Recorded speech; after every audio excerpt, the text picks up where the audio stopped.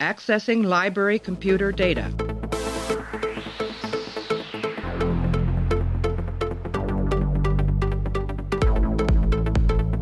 Out there are no saints, just people. Hey everybody, welcome back to the show. Continuing our run-through of Star Trek Deep Space Nine. We're up to the episode called Blood Oath. It is the 19th episode of the second season. Came out on March 27th of 1994. Written by Peter Allen Fields, our returning favorite. Directed by Weinrich Colby, who has probably directed some stuff that we enjoyed. And in this episode, 3 old Klingon warriors reunite on DS9 seeking Curzon Dax, with whom they entered a blood oath one day to exact revenge on an enemy for killing the warriors' firstborn sons. Finding Jadzia as a worthy warrior, as they felt Curzon to be, she joins the Klingons in completing their vendetta. Clay, how are you? I'm good. You know, I understand how television production works, and I am very happy to see that the showrunners of Deep Space Nine listen to fan criticism, because, you know, if you remember the last episode I was on, I was very disappointed that they didn't have any... We didn't get to see the fake sci-fi sports in that episode.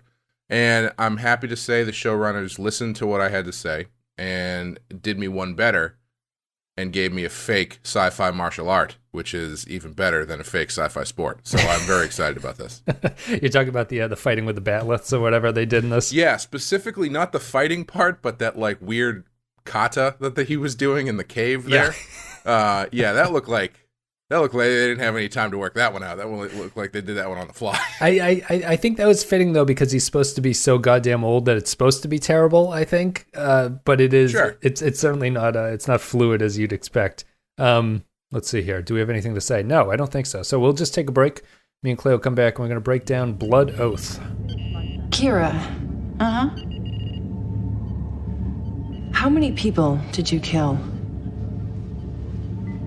What? While you were in the underground.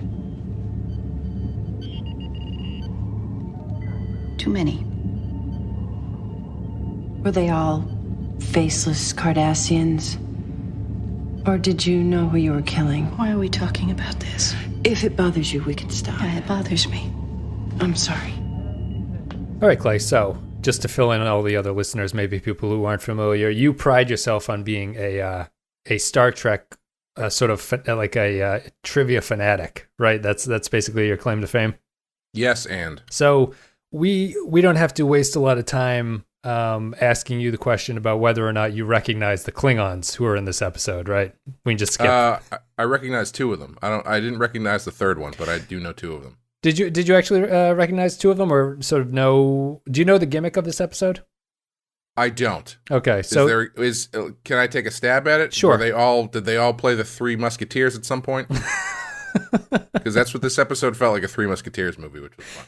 The gimmick of this episode is that Kor, Koloth, and Kang are all Klingons who appeared in TOS. No kidding. So Kor is from season 1, The Errand of Mercy. Koloth is from Trouble with Tribbles. And Kang is from season 3's Day of the Dove. So are they all played by the same people? They are. They're the same actors who all came back, and that's kind of the wink and sort of cool thing about this episode as a Star Trek fan. You probably obviously didn't recognize it, but I guess a lot of my enjoyment of the episode comes from that. So you might see that there's a little bit of like a inside baseball aspect to this episode. Mm-hmm. Well, I did recognize 2 of them, but not for that reason. One of them is, it took me a while to place it, but because I recognized the actor's name, but I couldn't remember from where, and then all of a sudden it clicked. The guy who plays Kang did the voice of Mr. Freeze on Batman the Animated Series. Oh, really? And the guy who played Kor did the voice of Apocalypse on the X-Men cartoon. Oh. So they got some good voice actors in this one, and I didn't realize that they had the history with Star Trek, but that's pretty fun. But I think the biggest detriment to this episode, unfortunately, is Dax, because everybody in this episode acts circles around her, unfortunately. Yeah, yes. I'll add one, before we get into it, I'll add one more. You know the albino's little assistant guy who's in one scene? Yes. He's sort of working at it. That is the guy who voice acts Cobra Commander, Cobra Commander no shit. on G.I. Joe, yeah. Really? Yeah. That's fun. So there's a lot of animated voice acting going on in this episode. That's cool. I don't think I've ever seen him in something like as a person. So, and I guess I still haven't because he was wearing a he's wearing like a big mask. Yeah, but I think his name is Christopher Collins or something. So yeah, we'll get into this actual episode. So you think Dax is the weak point? I did a solo episode previous to this one called Playing God, which was also a Dax centric episode, and I was alone on that one, so I could really just sort of go off on my own rants about it. But I think that the weakness of Dax continues into this episode. So why don't you give your opinion of what went wrong, besides the fact that it's just bad acting, unless that's the entire thing?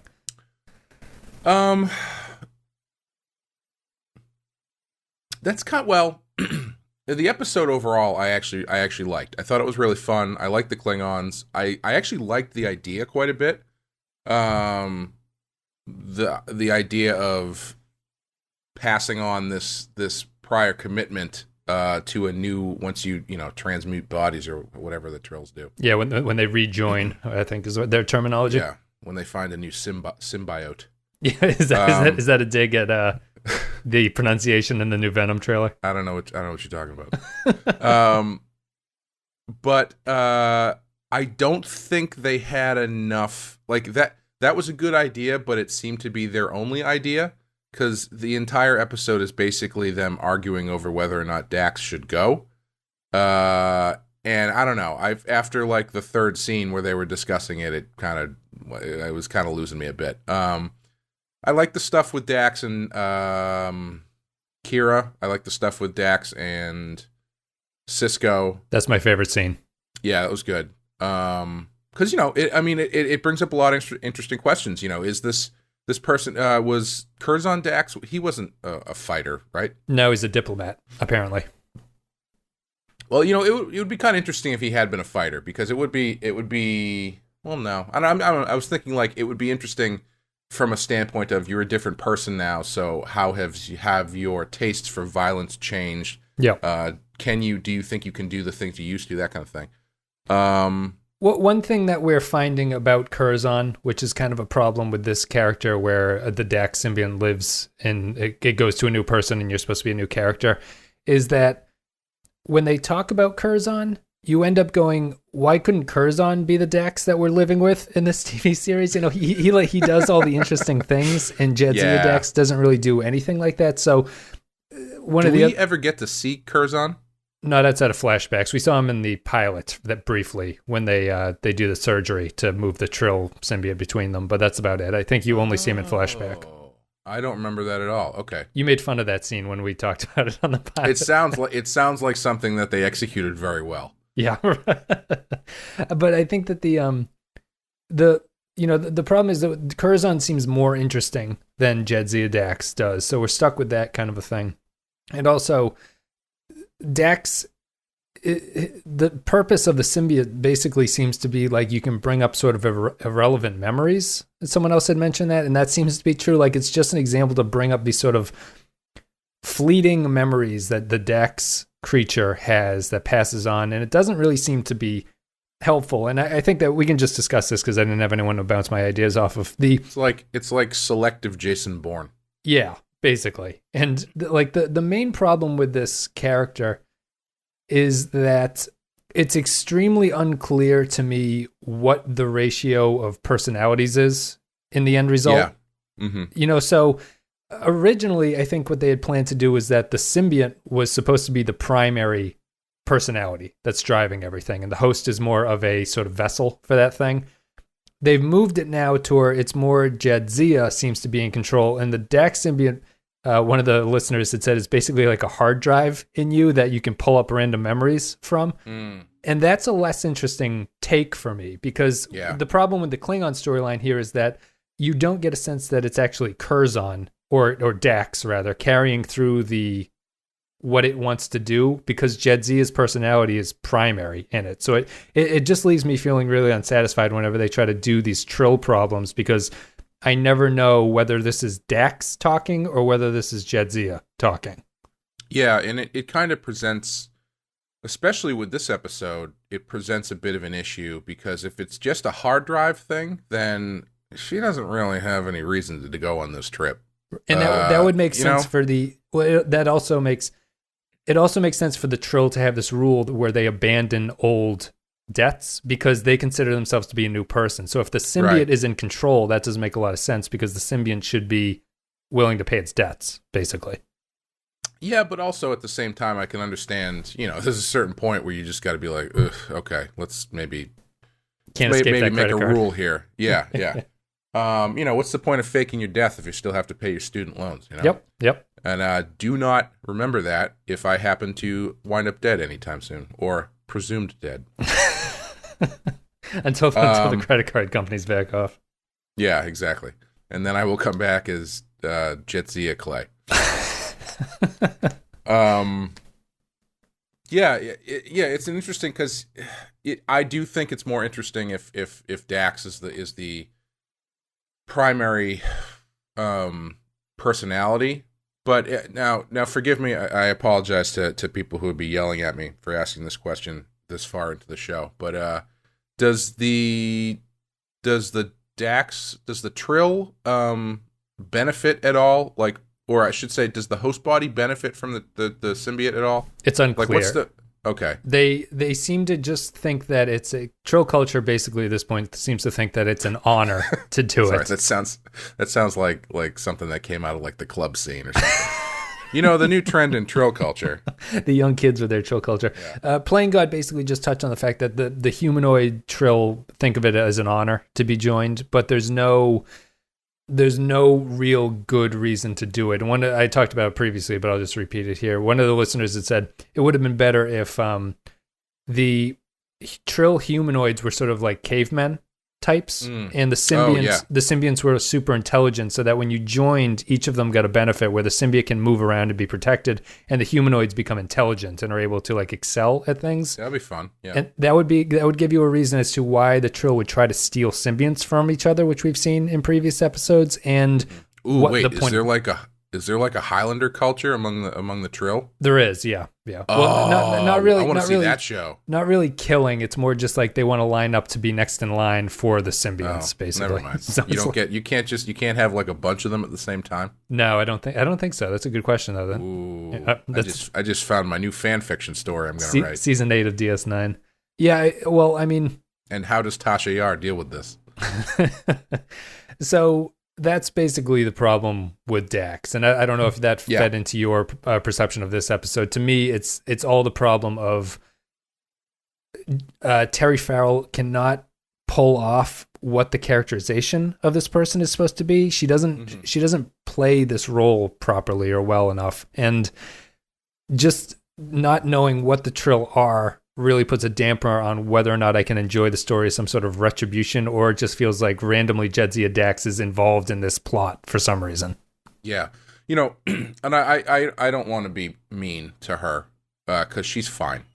She's not offensively a bad actress or anything. But, like, I feel like her character comes off to me a lot like a Galaxy Quest parody sometimes, where it's like, she's just the actress. She's just the actress talking about this character she plays, who's this character named Dax, who's a Trill alien symbiote, and like has no understanding of what that means. Yeah, As far as the character goes, it's just like what it says on the sheet, and so she just plays things the way she would play anything, except that she happens to be wearing this weird sci-fi makeup. And again, I don't mean that to be mean. She's not supported by writing on any level either. Yeah, it's not just her. It's the writing too. And I think she's okay in this. I think she's not bad, but I don't think she for something with the gravitas that this episode has, as far as the way everybody else is handling it, she's underserved, unfortunately.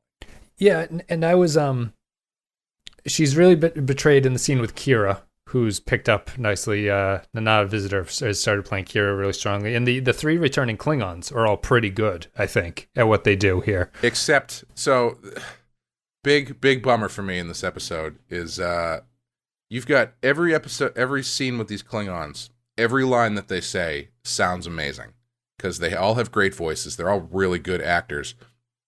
And then when they bust into the albino's place, Mr. Freeze says, "Look upon your executioners, killer. Look upon your executioners, killer of children." Yep. Which is a great fucking line, but his delivery is terrible.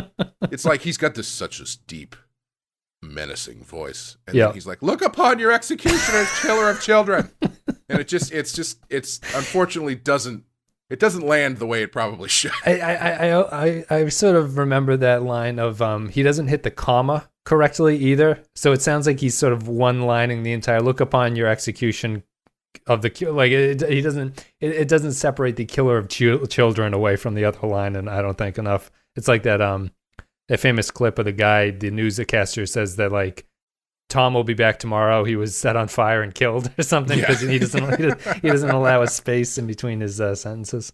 Yeah, I thought that the Star Trek fans get a little bit of a kick out of the fact that it's the returning characters with the same actors who come back. They don't explain why they look differently, which is interesting. And there's both pluses and cons to them doing this, I think, and we'll get more into that when the patrons come around. But or pros and minuses. Yes, on the on the plot level of the episode, I think it's fine. I like the sort of action-y adventure that they've got going on here. The albino is fine as for what he serves his purpose. The idea of an oath going back for previous Trill hosts is a good idea and everything like that. There might be a little bit of a pacing issue. They do spend a lot of time early on Deep Space Nine, which I think is kind of a misfire, and I felt things should have been getting going more because I really enjoyed it more once it picked up when they were on the ship and going to the place. Well, I actually for a while thought that it was going to end with Dax not going because they spent so much time on Deep Space Nine that I thought, oh, is this just going to be like a discussion about the ethics going on here and like the concept, which I would have been fine with because, like I said, I found the concept interesting. But yeah, by the time they finally do get going, it's pretty late in the episode. But I also think I don't know if this show can really handle what they were trying to do here as far as like production value goes. Yeah. Because I enjoyed it. You know, I'm a big fan of revenge stories and you know, teams and people teaming up and old guys coming back to settle debts and stuff. Remember that for anybody who wrongs me now, you'll see me in about 30 years. And it will be bad for you. But and I'll have a team of other old men with me. But when they finally start to execute their plan, it happens very quick and it's kind of silly. Sure. Also, I have to point out, is there a more useless piece of equipment in sci-fi movies or sci-fi movies or television than the helmet? Yep. Because it seems like in most action adventure and sci-fi stories, helmets, when you get hit in the helmet, it's actually worse than if you got hit in the face. It's basically like there's no padding on the inside. You're just sort of rattling around in an iron kettle it's or like something. The helmets all have like little spikes that are holding the helmet on, and when you hit them, it just kills you. These guys also had cloudy visors, which makes things difficult. Yeah, those are bad costumes. Yeah. But and it's also the first time I never really realized. I always sort of thought of the albino as being Klingon, and I don't think he is actually. Yeah, I couldn't make it out. I wasn't sure. He kind of looks Klingon-y, but he doesn't look like his the topography of his face doesn't line up. Let's put it that way. And he wears different clothes. He doesn't wear Klingon clothes, and he constantly says Klingon filth to the other people. So I don't think he's a Klingon, but it's hard to say. I don't know. Is he the third Winter brother? Well, it's actually a Discovery tie-in, right? Because Vok was an albino Klingon. Oh, yeah. Yeah. So if are they the Edgar and Johnny Winter of the Star Trek universe? But yeah, I didn't mean to interrupt you. You thought that I agreed that the siege at the end is sort of silly. Doesn't look great. It's a lot of shots of the soldiers continually trying to reload their guns, which have been dampened by Dax somehow, which I actually thought was a good touch of the episode, is that Jadzia Dax's new skills actually help them in the long run. because she's so science based that she's able to do this in a way that Curzon wouldn't have been, which is a nice touch. Yeah, no, I thought that was great. I thought, I think the way I would have liked to have seen this go is maybe be a little bit longer and have more of that, because you've got these three guys who are all old men who you've established as being not at their peak anymore, clearly. Yeah. Trying to do something that is very much a young man's pursuit. Yeah. Unless you're Charles Bronson. Right. So having and they're constantly complaining that Dax is not a warrior and all this kind of stuff. So having her there to help them think outside the box, I think could have been. I mean, it is fun. I think they could have done more with it. Yeah. Especially when it comes to, it's like they do that stuff on the ship, but then they get to the planet and it's just like, all right, we're just gonna do this shit. I mean, she is the faster one, so she does that. But like as far as executing the actual attack, it is pretty straightforward. There's not a lot of ingenuity there. No, they talk more about it than it actually ends up mattering. They're sort of like casing the joint, going like, "Oh, we can't go in through there because the mines are there, and we'll get ambushed." But then they just kind of charge in anyway, and hand to hand everybody. So I was just gonna say, the one thing I would have done differently is that when the one guy, Koloth, maybe I can't remember. Yeah, Koloth is the guy who gets knocked down first. He's like the Koloth. When Koloth is like, "I'll go find someone and ask them," I was hoping he was gonna leave. And they weren't going to cut away, and he was going to come back like covered in blood and be like, he's here. Yeah, I got some good intel. Yeah, I mean, I actually thought that the final battle scene was pretty good, all things considered. Yeah, that was solid. Yeah, it's just the getting into the joint is not particularly great, and I think that the albino is a good villain for them for the purpose that he serves, which is to be a very simple sort of mustache twirling villain. I think he does that job pretty well. Yeah, and it's another one where I wonder if maybe they could have taken a second swing at the name. Instead of albino. Yeah, it just feels, it's one of those things where you've got these guys who have such amazing delivery saying something that kind of sounds silly. Yeah. Where I don't know if they had come up with a different name or something a little bit more menacing sounding or something, but you've got these guys who'd be like, "We have to find the albino." It's just, I don't know, something weird about it where it's like it feels like that was a placeholder, but they just never changed it. Yeah, that happens quite a bit on these series and things like that. But let me see here. Is there anything really else that I wanted to touch on? I mean, we haven't actually seen much Klingon stuff in DS9, right? For a second I didn't know anything about this episode, so for a second at the beginning I thought the person in the holosuite was going to be Worf. Oh, sure. Because he's the only Klingon I know. So. Yeah, right. And I don't know if you caught it when he pushes the door open at the very start, the holosuite door. It makes the original series door opening sound, which is kind of a nice touch. I didn't catch that. That's fun though. But yeah, I think that it's fun. It's funny to see the Klingons in this because it's kind of, they're at a point now where the episode brings it into focus too. Or I think Kang talks about it, how he has that great line about like Klingons now serve like food to the children of the enemies that he'd slain previously. Mm-hmm. Just talking about how Klingon culture is sort of falling apart and doesn't have the warrior ethic that it used to have. There's even I like that stuff. Yeah, that's a good way for the Klingons to go, and it's an extension of what TNG talked about with them on some level, and just sort of fleshing them out. And it's at an empire at a crossroads in a lot of ways, and it'll be important going forward that's the way that the Klingon Empire is at this point. And it's nice to bring sort of familiar faces to DS9. I know they were trying to avoid it for the long time by bringing in some of the worst alien races we'd ever seen in the Gamma Quadrant. But it's good to bring it back to. It's nice for the series to be able to flesh out characters that we kind of already know. You know what I mean? Instead of having to introduce a new species to us and have us care about it, it makes more sense on this level.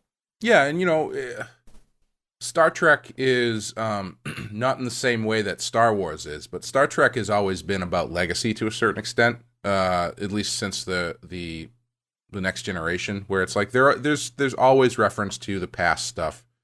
And the past people and familiar races and stuff. And it's There are times you can do it where it's really satisfying, like this episode. And there's times you can do it when it's not satisfying, like, I don't know, let's say most of season 2 of Star Trek Discovery, I assume. Sure, yeah. And yeah, I think this is a good way where you can tap into that stuff and have it serve a story in a way that makes sense and is satisfying. Yeah. Which I always enjoy. I like that stuff. When you can pull that stuff off and do it and have it make story and thematic sense and be worth doing, I think that stuff is really good. Yeah, this is kind of a I guess before we'll just go to final thoughts. I think that this is a good episode. I wouldn't really say it's one of my favorites or anything like that. Yeah. I kind of like the idea more than the execution of it. Like, I like the fact that all the actors come back and play those roles. I think that I think it kind of hits there's a few weak points to it for me. So, like, DS9, as we're moving into the second season, excels more when they have station-focused stories that aren't particularly sci-fi stuff. So this fits nicely into that. Well, this is sci-fi, but it's not like this sort of sci-fi B-plot that's driving everything, and it doesn't make a lot of sense. Mm-hmm. And so I like the fact that they do a character work here. People compare the end to Necessary Evil sometimes, and I don't think it's anywhere in the same ballpark as Necessary Evil, where I thought that felt really earned and it meant something, that the Odo and Kira character at the end of that are like having to confront the fact that they've been lying to each other. This one feels very forgettable, and I don't know if that's because of the weakness of the story overall, because I feel like what Dax does here makes sense, but I don't like the reaction of Sisko and Kira to her, and I know it's not going to amount to anything, so I find it a little bit unsatisfying on some level. It feels forced. Like, the ending doesn't feel earned by what went on, even though it totally should be earned at that point. So I don't know what the problem is. Yeah, no, I kind of wish, I don't know, I was on the fence about whether or not I wish that she had actually killed somebody. Like, because I mean, you know, she was there and she helped, but you know, that's different than actually killing somebody. Yeah, I mean, what's funny in season 2 so far is that we've had a couple episodes of Sisko not really being the authoritarian in charge in a lot of ways. Like, he's willing to get out of the way to allow someone to do something against his orders if he thinks that it's suitable for that person to do. Like, I feel there should have been more repercussions to this, or like, maybe the episode shouldn't have ended with just blank stares, but with Sisko reprimanding Dax or something. Like, I needed a little bit of something to go on there, as opposed to just looking at each other and sort of mildly shaking their heads at each other. Yeah, I would agree. I think it is because they were so vocal about it before she left. I don't know. I mean, I could see it going either way. Again, I think it might be a matter of unfortunately of acting quality on her part, because I mean, you can probably sell a lot of that situation with just the way you're looking at each other. But I don't know. Yep. I like what would you have them say if they were going to say anything? It would have been a reprimand scene from Sisko, or a. Actually, sorry, go ahead. Or like a coldness interaction with Kira, because Kira and Dax are usually pretty chummy like that. Like, they open it by sort of hanging out with each other, and Dax brings up, "How many people have you killed?" Question to her. Mm-hmm. If it was a very official, cold interaction between those two, like handing off a report or something, and you get a sense that something has changed fundamentally. The looks itself, I think, is just not enough information to go off of as to their level of disappointment, I suppose. Yeah. I think what would have been actually kind of nice is if Dax had a scene where she kind of talked about her feelings about the subject, like not like something overly, sappy or anything, but just like you could have that scene with her and Sisko where she's filing a report and she makes some statement about these concepts that she's been dealing with, Yeah. I mean, I know it's been inspired by the Venom trailer came out, but I kind of wish the symbiote had a more Venom symbiote relationship. The Trill symbiote was more like that. Like, it was the two characters existed in the same body. So it's like two minds sort of talking to each other, and they can have an internal monologue about what's going on, because that would be more... I feel that would push the episode, because it's hard to have the conversations between Dax and the other characters because... Hello? You still there? Yeah.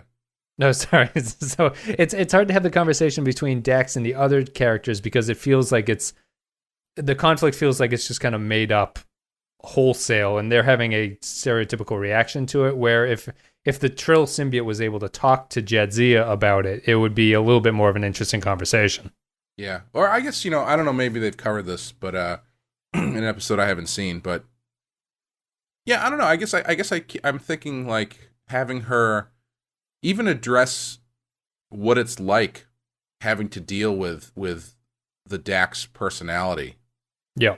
Would be, and her point of view on not having experienced these things, but having this drive to do it, and then now having done it, not knowing exactly how she feels about it.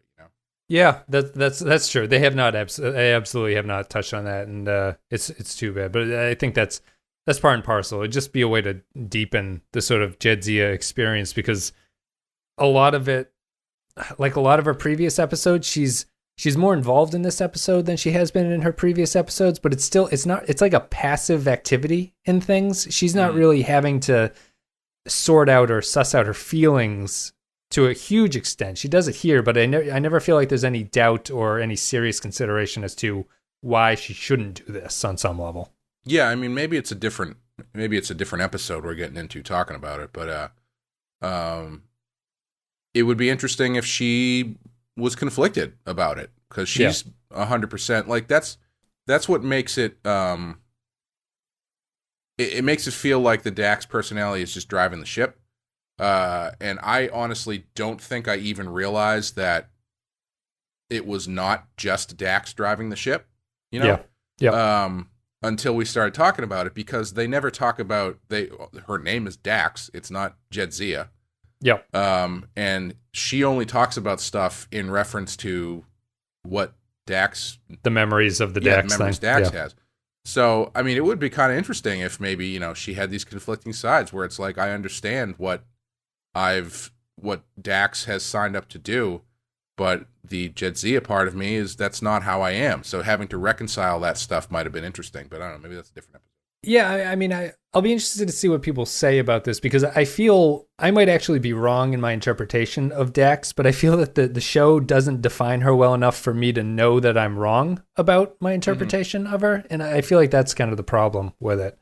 I just need a little bit more skeleton explanation of what this character is about and how they see the world and what personality is in charge and all that kind of stuff. Yeah. I mean, if they don't get into that, that's a shame, because I mean, they don't. That's too bad. No, that's a lot of really interesting stuff there. I mean, honestly, if I was in the writers room on a Star Trek show, specifically one that's on now, maybe, that's something that I would bring up. It's like, hey, these guys are pretty cool. We never did anything with these guys. You watched the deleted scene from season 1, right? You saw that the other day. The Yo talks to the Section 31. The guy brings up Section 31. Yes. He is disguised as a Trill in that episode. He takes off his Trill spots. Yeah. Which is the worst disguise ever, because it's like Clark Kent's glasses. He takes off spots and he's like, I am not actually that guy. I'm some other guy. It's like, what the hell are you talking about? Chris? I didn't know that was you. But no, I mean, like, that's a really cool character idea to mess with, especially on a show like Discovery. I mean, a more modern take would do a lot of justice to that, I think. You know what I mean? Yeah, you've basically got, well, I guess you kind of do have a Trill on the ship, I guess, if you count Ash Tyler, because that's essentially what they've turned him into. Yeah. So I don't know. Maybe we'll get into that stuff, and maybe that'll be interesting to watch. Who knows? But as far as a pre-existing character, like exploring the Trill symbiote thing, I think would be pretty fascinating. Yeah. We'll call it there for a day. That's Blood Oath. We'll play an audio clip. We'll come back. We'll read some patron thoughts, and then we'll call it a day. No vengeance today, Kang. And who are you, girl? You knew me as Curzon Dax. The Trill.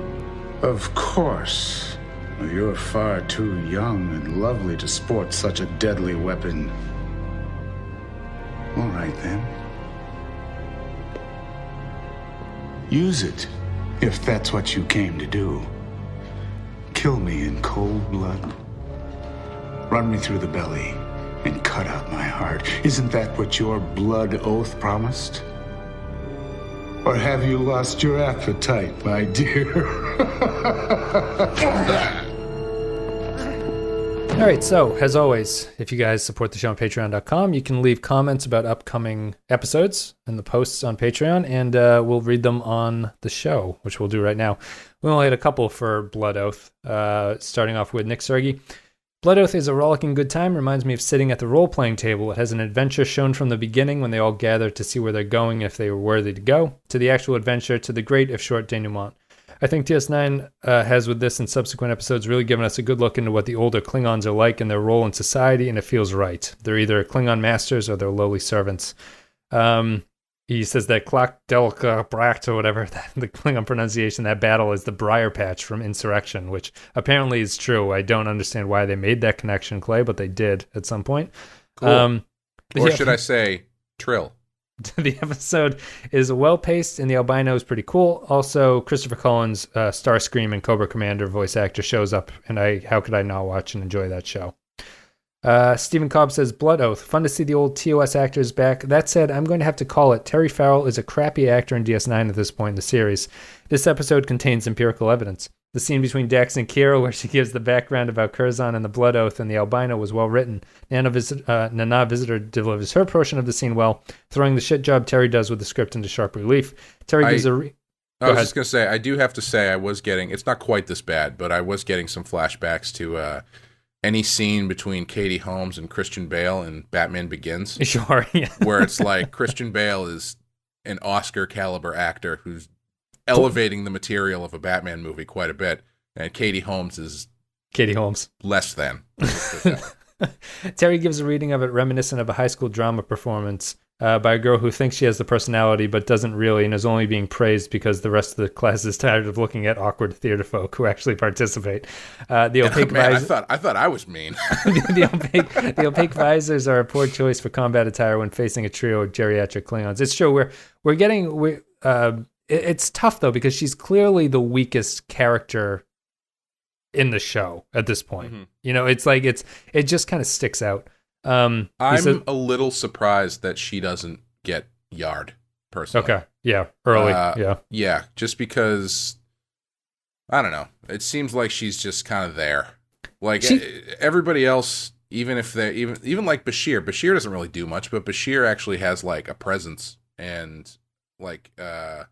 You can define what Bashir is about. Yeah, You could come up with a storyline to sort of, just on the spot, we could come up with a Bashir storyline that would kind of make sense. Dax, any storyline you give her would be like, yeah, I guess so, maybe, you know.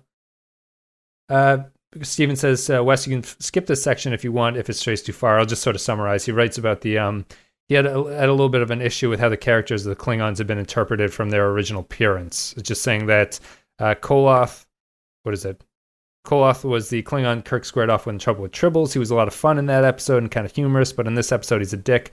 Kang was a hard-ass in Day of the Dove, and he's kind of a hard-ass here, which makes sense. And then Kor was very arrogant in Errand of Mercy, but he's fairly humorless and elitist in TOS. But in DS9 he's all-inclusive and easygoing. I had to think about this. Well, Steven wraps it up by saying, nitpicking aside, freaking awesome tie-in with the original series and the only 3 Klingons of note from TOS. I think that the only bad performance here is, not performance, but the bad characterization is Kor, who is the first Klingon that you run into, because he is very different from what he was originally. The other 2 are sort of milder, relaxed interpretations, or sort of like an evolution of what they were in TOS. Kor, I think the reason that they changed Kor, and they had to change Kor, is because you can't have 2 of the Kang characters, because all the Klingons were kind of similar to each other in TOS. So they had to make him different so that the 2 characters on this DS9 show didn't just blend into each other and be the exact same character. And, I don't know. I think 100 years have passed, too. Yeah, you can change. I mean, there's a lot of people who were hippies in the 60s who are now Trump supporters, so who knows? That would be my argument. It doesn't bother me really. Maybe if you're super into TOS, it might be a little bit of a thing, but I think it's fairly justifiable the way that they wrote them. Zam Nuclear Wessel writes, Blood Oath, a little silly and off-brand, but I love it. I love how the albino seems to know he's up against action heroes, and that seemingly minor problems must be coming for him. When he turns on the radio and hears Michael and Sarah say, murder of children, your retribution is at hand, you can see the albino knows the jig is probably up. See, that line is better than what he actually says. Yeah. Chad Wiley writes, Blood Oath, I feel like this is the episode where Dax finally starts to grow on me. Maybe it's just because they finally have an episode focused on her that doesn't have her spending the episode unconscious, incapacitated, or otherwise off screen. Kyle Barrett writes, Blood Oath is probably my favorite episode of the show so far. Something interesting is finally done with Dax, and it's no surprise that Peter Allen Fields is the one that manages it. I love seeing her debate if she is still locked into Curzon's Blood Oath and whether she should kill, culminating in that great Necessary Evil style final scene. I like Kang and Kor a lot, and it's clear that the actors have studied TNG-era Klingons and have altered their performances accordingly, but I'm a little disappointed with Koloth. The actor didn't seem to have changed his performance since COS, and the character comes across as a bit too human. Interesting. A lot of differences of opinion. I liked the Klingon, all the Klingon performances. I thought they were all pretty good. I mean, we could save this. Well, I may as well just get into it now. I was going to say we could save it for the rating, but this could have been my favorite episode. Like, it was not there. It wasn't there. There was some stuff that, I think it was on its way. But like, if this had been pushed a little bit farther, this might have been my favorite episode so far, because it's just got a lot of stuff that I found interesting, and it is fun, and I like the Klingons are great. It has a really good vibe about it, but it just doesn't totally stick it, Yeah. I think that's probably it. So we'll go to ratings right now, but thank you, patrons, for leaving your thoughts. Much appreciated. A little bit of a variety of opinions on this episode, which is interesting. I'll go first, Clay. I'm going to give it a strong 3, I think. I don't know if that feels low to you, but I enjoy this one. I just don't. It's like you're saying. It feels like it's missing a few things that really could have elevated it. Like maybe the emotional resonance, because they're really dealing with something pretty sad that the Klingons have all gone through, and the Klingon death scenes I feel like should carry a little bit more. I feel like they just don't focus on that stuff enough at the end, and that should have been more. They should have done that right from 10 to 15 minutes earlier. That all that stuff should have been happening, and that would have made it a little bit more of an episode that lands well, because it is very Peter Allen Fieldsy in that he made sort of great character emotional decisions, but for some reason it just misses the mark a little bit for me. So I'll give it a 3. Yeah, I would agree. I would say it's a strong 3 for exactly the same reasons. Yeah. What is your favorite episode to this point so far? Oh, Jesus. I mean, Duet's the obvious lead. Whispers is another strong one that you saw. Yeah. Honestly, I can't remember most of them. That's fine. I hate to say it, but I can't. I don't remember most of them. Whisper. Which one was Whispers? Is that the O'Brien one? Yeah, the duplicate O'Brien. I think probably the one is Duet, the one with the Cardassian in the jail cell. Yep. I think that's probably it so far. Yeah. That one at least leaves the strongest impression. I mean, honestly, I probably have said it somewhere along the line which one I've liked the most so far. Unfortunately, I can't remember what it is. Well, we were talking about it on the Discord, which is where you guys can go if you want to talk about Star Trek. We have a Discord channel. You can do all the social media, but Discord has been interesting because we were just talking about the listener Neil came on and just wanted sort of like a general sense of where DS9 stands. And the consensus is DS9 has less stone cold standalone classic episodes than TNG does. The floor for DS9 eventually becomes much higher than what TNG did. Mm-hmm. And I would say that there is no DS9 episode that sticks in your mind like cause and effect on TNG. Mm-hmm. There's no hard sci-fi concept episode that you go like, oh yeah, that's a great episode. Eventually, you remember the moments more than you remember the episodes themselves, if that makes sense. Yeah, that's a really good way to cover the fact that I can't remember any of these episodes. So I'm going to go with that. But I mean, we haven't had. It feeds into DS9 to this point has not had very strong sci-fi plots. Yeah. You know, Whispers might have been the best one. But I think my favorite one is that one where Kira and the other Bajoran guy just like talk with their mouths pressed against each other after dinner. But why? Points taken away for no spring ball. As someone who's had a lot of the podcasting stuff, do you think that have the DS9 sci-fi plots been weaker, or are we just more aware of the tropes of Star Trek sci-fi plots at this point? I don't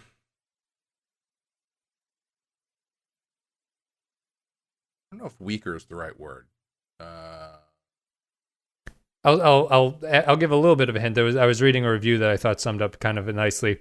He described season 1 and 2's DS9 sci-fi plots as schizophrenic split personality episodes where the sci-fi plot generally clashes so strongly that it can sometimes submarine better episodes by being involved in them. Mm-hmm. And I think that's true. That's certainly what's happened in Playing God and stuff like that. I think that they just don't really have a good sense of how to tie the sci-fi stuff into the character work that the show does a much better job of doing at this point. Yeah, I'll say that's fair. Because, I mean, you know, they seem to be concerned with their characters a lot earlier than TNG was. Yes. TNG, as we've talked about many times, seemed to be like, here's your plot that we're you know, trying Plugging to really characters. trying to hook you with, and these are the characters involved in that plot, instead of here are your characters, and here's the stuff that they get up to. Yeah. Well, the TNG approach... Yeah, the TNG approach leads to episodes that are more memorable on some level. You know what I mean? Because you can remember the plot of like, oh, that's the one where they go to the planet and the alien computer shoots them with lasers or whatever. It's a very identifiable thing. And it makes sense because, I mean, you know, being more stationary by the nature of the show, it kind of forces you to deal with your characters more than it does, you know, these outlandish plots, which, you know. And they can tend to blend together because you're in the same location. They're always on the ship in the Enterprise, but they go to different places and can beam down to different planets and do all that stuff. But exactly. The station is the station. I think that's it. Cool. Well, guys can check out social media. There's all the links there. Patreon.com/the Pensky File if you want to support the show, get extra stuff. And then Discord. If you want to go to Discord, there's a community of like 30 people, I think, in there now. Some lurkers, some active typers. But it's a good place to go. I did drop in the other day to see what was going on, and the last conversation I saw was a discussion about the quality of Star Wars movies. So sure. I tapped out very quickly. So if you guys want me there, you got to step it up. You got to pick up the quality. I think those chats were happening in the Star Trek chat room, which made me very angry as a moderator of a forum. That goes in the general discussion thing, guys. Let's see. I think we're done. Clay, do you have anything you want to say? Non sequiturs, anything no, to plug? So. No, I mean, you know, Poser's still out. If you want to pick up a copy of my book from Waxwork Records, comes with a nice 7-inch record. You can get it from waxworkrecords.com. Yep. That's about it. I don't think I have anything else to plug really. No, I don't think spring is here. That's my non sequitur. It's getting beautiful outside now. It's raining today. It's a terrible rainy day, but it is getting warm. So soon we'll be podcasting with the windows open. You'll be hearing all the traffic and all that stuff. It'll be wonderful. Yes. You can hear us sweating as we record with the window shut, and then when we open it, you can hear the cars outside. Yep. Let's see. I think that's it. Guys, thank you very much for listening. Clay, thanks for coming on. Yeah, thanks for having me. And we will be back with Profit and Loss. Oh, no, sorry. That's Profit and Loss is before this. What the hell's after this episode? I think it's the Maquis episode. Yes, so, that's the next one. Guys, we will see you next time.